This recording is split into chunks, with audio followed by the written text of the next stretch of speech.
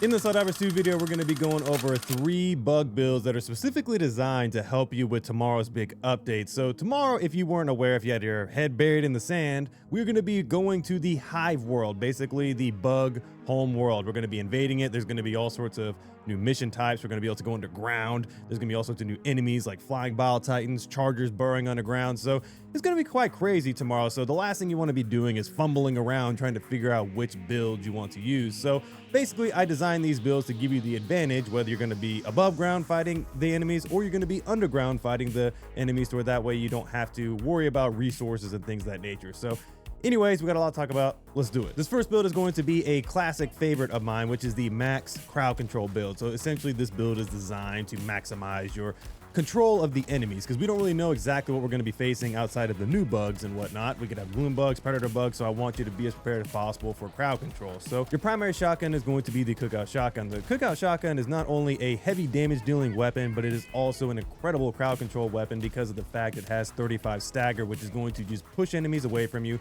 flinch them up, and keep them at bay. It's going to be great for if there's predator stalkers involved with tomorrow's update, if there's gloom bugs or whatever variants of bugs we're going to be getting. The cookout shotgun is going to be great for being able to push them away, keep them on fire, because it is a fire-based shotgun. So we're going to not only be dealing heavy damage again, but we're also going to be dealing heavy crowd control. So cookout shotgun is absolutely amazing. Our secondary option is going to be the grenade pistol, because we want that to be able to deal with the bug holes, but it can also deal with enemies very loosely. If you're shooting it against spewer enemies, is quite good, but mainly we're going to be using this for bug holes. Our grenade of choice is going to be the thermite grenades. Now thermite grenades are just great because they can just be thrown on any enemy, such as a charger, or even 2 of them can be thrown on a bile titan. You can just walk away and they will die. Very, very powerful against the bugs, so we're going to be bringing that. Our armor passive is going to be the extra padding armor passive. The reason why I like this armor passive so much is because if you're running the medium variant specifically, you'll be basically running around with heavy armor at medium speed. This is going to be great for tanking a little bit more damage against some of those exploding gloom bugs if we have some of those. It's going to be great for taking a few extra hits from predator stalkers if they're involved. And whatever the new bugs can do, we're going to be able to take more hits from these various bugs. So our damage threshold is going to be a little bit higher. So this is going to be great for increasing our overall effective health and just making us a little bit more tanky at whatever we're going to be going against. Our stratagem 1 slot is going to be the quasar cannon. Now the quasar cannon is great because it operates like other anti-tank tools. You shoot an enemy in the face like a bile titan, charger, or whatever, they're going to die in one shot. Very, very powerful. And this thing has an added advantage of being unlimited ammo, so you don't have to rely on call-ins, ammo supplies, or anything like that. There is a 15-second cooldown, which we all know about. So outside of that, it's going to be great for dealing with whatever anti-tank situations that are in front of us. Also, it's going to be great for dealing with spore towers, shrieker towers, things of that nature to help us with those objectives and everything like that. So quasar is going to be great for being able to go in those underground areas specifically to help us with those situations. Our stratagem 2 slot is going to be the gas dog. Now the gas dog is just great because of the fact that it's going to go around of its own volition and gas up enemies. Not only does this confuse the hell out of enemies, sending them off in different directions, running into rocks, things like that if they're chargers, but it will also deal 25 damage per second, dealing with a lot of the smaller enemies and killing them very casually over time. So gas dog is just great for maximum protection against things like predator bugs, gloom bugs. Also going to be great against these underground bugs and things like that. So it's going to be an incredible crowd control tool against these bugs. Stratagem 3 is going to be the machine gun sentry. Machine gun sentry is one of my favorite DPS options on the bug front because it has such a quick cooldown, great ammo economy, and will just absolutely delete a lot of medium bugs because it has medium penetration, great ammo economy like I mentioned before, and just in general it has an insanely low cooldown, so it's going to be back so often, so you're going to have constant DPS options versus whatever bug variant you're facing. So if you place this well on high ground like rocks or just on hills and things like that, it will just rain down fire, killing bugs very quickly. Great for breach situations as well. So machine gun sentry is one of my favorite sentries to bring in against the bugs in general and pairs very well with the CC option. Lastly, we're going to be bringing in the 500 kg for our delete option. So basically this is going to deal with multiple anti-tanks at once. That's primarily what we're going to be using this for, or breach situations. So essentially when a breach happens, a lot of times, especially on higher difficulties, you're going to be dealing with multiple anti-tank situations. This is just immediately great for being able to deal with charges all at once, bile titans, whatever's mixed in there is going to die all at once, which is quite powerful.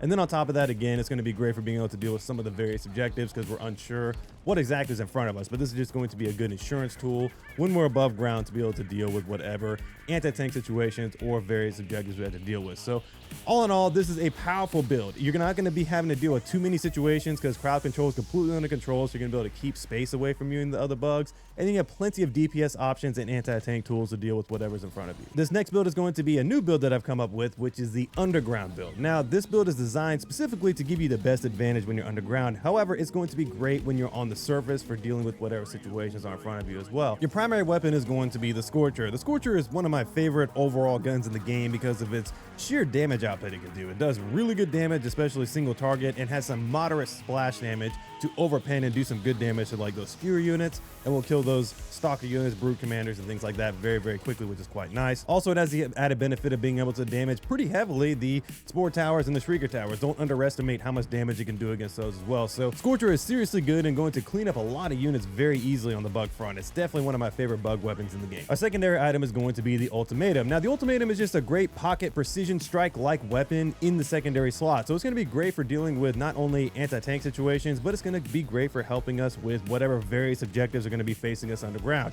We don't know exactly what we're going to be dealing with, so having a heavy anti-tank focused weapon in the secondary slot is going to help us greatly with whatever we have to face down there. Again, it's going to be great for anti-tank against the enemies as well when we're above ground or underground. It can 2-tap Bile Titans if you hit them in the face area. It can 1-tap Chargers and whatnot. It can be great for ad clearing. So Ultimatum is just a great secondary item to be able to bring in for whatever situation we're facing, whether underground or on the surface. Our equipment item is going to be the Gas Grenade. The Gas Grenade is going to be our lone CC item in the build. We need something just in case, because there's going to be various bugs units we have to deal with, from Wound Bugs, maybe Predator Bugs, maybe whatever variants we have to deal with. We're going to have so many unknowns that we want to bring in a crowd control item to be able to throw into breaches, throw ahead of us to be able to control the bugs that are all over us and whatnot. So essentially, Gas Grenade is going to be great for that get out of jail free card, going to help us plug up breaches, going to deal solid damage over time to kill the smaller units. Gas Grenade is very powerful in this build for crowd control. The armor passive we're going to be bringing in is the heavy Siege Ready armor passive. Now, you can run the light armor. I totally understand if you want mobility, but the heavy one is just great because it's going to be able to give us that extra effective health of protection against whatever bug variants we have to deal with. So I like it too because it's going to help us with the Scorcher. The Scorcher is going to immediately get an extra magazine, which is quite nice. So we're going to have more ammo for our Scorcher, and it's going to help our Scorcher reload even faster. Same thing with the Ultimatum. It's going to help our Ultimatum reload faster. I love the Siege Ready armor passive because it gives us so many benefits to our primary weapons and really helps out that Scorcher quite a bit. But other than that, again, getting that effective health from the heavy variant is quite nice overall. Our stratagem 1 slot is going to be the supply pack. Now, the supply pack is going to be great for not only keeping us stocked up on our resources, but it's going to be great for helping keep our allies stocked up on resources. When we're underground, we're not going to be able to call in stratagems. So this is going to be great for being able to keep our Scorcher shots up, Ultimatum, and gas grenades going. And then when we can, we're going to be able to resupply our allies with whatever resources they may need. So this is going to be great for just overall team play. Overall, supply pack is going to be great for the underground areas. Stratagem 2, we're going to bring in the Quasar once again because, again, we're not going to want to have something that's too ammo hungry when we're underground. So basically, we're going to be running the Quasar because it's going to give us an immediate delete tool on whatever anti-tank situations, as well as going to help us with whatever objectives we may need to face as well. So again, Quasar is going to be not only great for underground, but it is going to help us a lot when we're above ground as well to be able to deal with whatever anti-tank situations we have to deal with. For Stratagem 3, we're going to once again bring in the Machine Gun Sentry. This is going to help us greatly when we're above ground, pick up the DPS a little bit, because while I like the Scorcher, having the Machine Gun Sentry to be able to give us some backup DPS at any given time is going to be very nice. So again, it's going to be great for whatever situations are in front of us on the surface, and if we can call it an underground, if there's those open areas, we're going to utilize it as well. Stratagem 4 is going to be the Emancipator. I haven't brought this in quite a while, and it's going to be nice to be able to have a use case for it because the underground areas could be pretty goated for the Emancipator, because you got to think about it, right? We're bringing in a quad autocannon shooting mech into the underground areas, and it's going to be tight quarters, so we're going to be able to hold down those areas and whatnot quite well. And I do think that the Emancipator is going to work well against not only the units, but the objectives and various things like that. So I'm really thinking the Emancipator could be quite good. You do get 3 total uses and the cooldown is very egregious, so I do understand that, but it's worth a try to give this a shot. If you don't want to use that, find something else you want to use. You can use another 500 kg, or you can use whatever other items you want, but I really do feel like the Emancipator is going to be quite good in the underground area. So this build is particularly designed to maximize your potential when you're underground, so that way you don't have to rely on so many resources and you're relying on your main tools to be able to be successful underground. So we don't really know how extensive this is going to be. So I wanted to make this a hybrid between, like, yes, it's going to be great underground, but it can perform very well when you're in the outer areas to be able to deal with whatever anti-tank situations, whatever bug situations we have to deal with. This last build is going to be called the Max Clear build, and this is one of my favorite builds because it really relies heavily on clearing as many enemies as humanly possible. So it's going to be great for tight quarters areas in the underground area, and it's also going to be very good when you get to the outer areas to be able to deal with whatever situation you got to deal with. Our primary weapon is going to be the Torture. The Torture is extremely underrated. It's a very powerful weapon on the bug front because it deals heavy damage over time, meaning it has heavy penetration. It also will deal damage over time, so it will keep enemies on fire. You can spray the ground with fire, set enemies on fire. It's a really powerful weapon in itself. Now we're going to be pairing it with the hover pack as well. So the hover pack is going to give us the elevated advantage and allow us to rain hellfire all over the bugs on the ground. I feel like this is going to be very good in the underground area as well, because we're going to be able to hover above the ground, and we're going to be able to do choke points and things like that as well with the torture.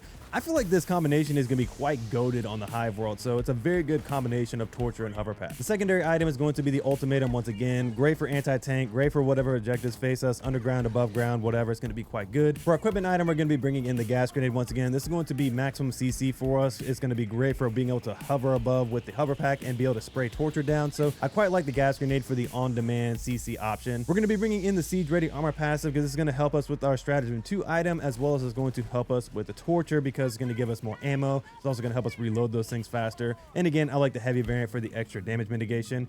Already mentioned it, but we're going to be running the hover pack. This is going to be what the build is centered around, and the rest of the build is going to be focused on is the hover pack. This allows you to float in the air as a quick recharge. Very, very utility based because you can hover above whatever situations above you, meaning enemies, meaning your stratagem items. Very, very powerful thing in the game. Stratagem 2 is going to be the stalwart. So the stalwart is going to be our ground primary weapon because the torture is going to be for anti-tank situations. It's going to help us with clearing enemies, setting the ground on fire. Going to be great with the hover pack. The stalwart is going to be the meat and potatoes of this build, which is why we're running siege ready. We get extra ammo with this weapon with siege ready. We reload faster with siege ready. It's a very powerful weapon because of the high RPM, high damage it deals. It's just a very good weapon on the bug front, and paired with the torture, it's like a wombo combo. And when you throw in the hover pack, it makes it even better in my opinion. So for stratagem 3, we're going to be bringing in the gas mines with this build because the cool thing is that with the hover pack torture combination, you could throw gas mines down and hover above the gas cloud area because bugs are going to be setting this off like crazy. So if you throw this down with the breach situation, right, you're going to be able to hover above the gas mines as they're going off and just setting enemies on fire. It's quite a deadly combination overall. And the gas mines in general are just great because they have a fast cooldown. And they're also just going to be great for dealing with whatever situations are in front of us because we can call this down to just kind of hold down an area, so to speak. Lastly, for stratagem 4, we're going to be bringing in the rocket sentry. So the rocket sentry is just great because of the fact that it's incredible for overall ammo economy, has great anti-tank properties, and will just in general be able to lock on to enemies from greater distances. So when we're dealing with the flying bile titans, when we're dealing with the various units that we have to deal with, having something that can kill things at distance is going to be quite useful overall. And I do feel like it's going to be great paired with the gas mines, especially because you can set off the gas mines, hover around with your hover pack, have the rocket sentry going off and dealing with other things as well because they're going to be confused and getting messed up by the rocket sentry, your torture, your stalwart, whatever. This whole flow of this build is very, very good. And when you throw in the ultimatum, it's just added flavor for dealing with anti-tank situations and dealing with whatever objectives as well. So overall, this build is super fun because it centers around the hover pack and the torture and everything else. It's just a very, very fun build overall. But all right, that's 3 builds that are designed to help you get the leg up as we venture into the Hive World. Let me know what you guys think about this video down in the comments below. Make sure you like and subscribe for more content similar to this. But anyways, I'll catch you in the next video.